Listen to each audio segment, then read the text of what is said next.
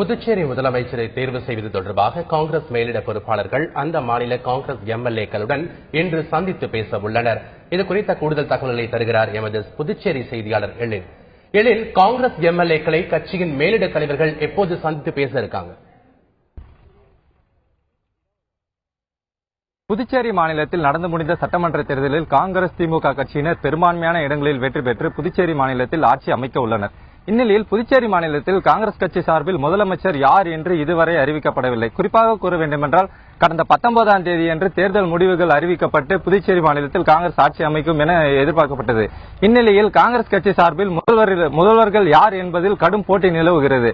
ஏனெனில் புதுச்சேரி மாநில காங்கிரஸ் கட்சி தலைவர் நமச்சிவாயம், முன்னாள் முதல்வர் வைத்திலிங்கம், அதேபோல் முன்னாள் மத்திய அமைச்சர் நாராயணசாமி ஆகியோர் புதுச்சேரி மாநிலத்தில் முதல்வராக போட்டியிடுகின்றனர்.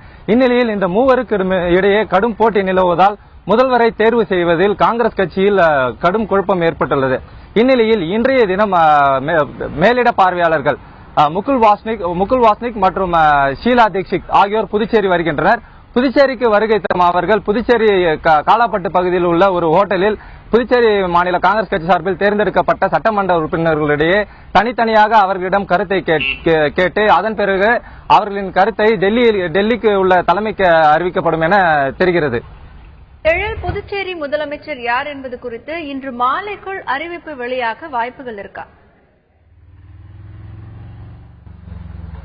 முன்பு கூறியது போல் இன்னும் சிறிது நேரத்தில், அதாவது ஒரு 12 மணி அளவில் புதுச்சேரிக்கு வருகை தர உள்ளனர் ஷீலா தீக்ஷித் மற்றும் முகுல் வாஸ்னிக் ஆகியோர். அவர்கள் இங்கு வந்து புதுச்சேரியில் உள்ள சட்டமன்ற உறுப்பினர்களுடன் தனித்தனியாக அவர்களுடைய கருத்துக்களை கேட்க உள்ளனர். அந்த கருத்துக்களை அனைத்தும் டெல்லியில் உள்ள தலைமையிடம் அறிவித்து அவர்கள் டெல்லியில் இருந்து அறிவிப்புகள், அதாவது முதல்வர் யார் என்ற அறிவிப்பு இன்று மாலையோ அல்லது நாளை காலையோ வெளியாகும் என எதிர்பார்க்கப்படுகிறது. ஏமா?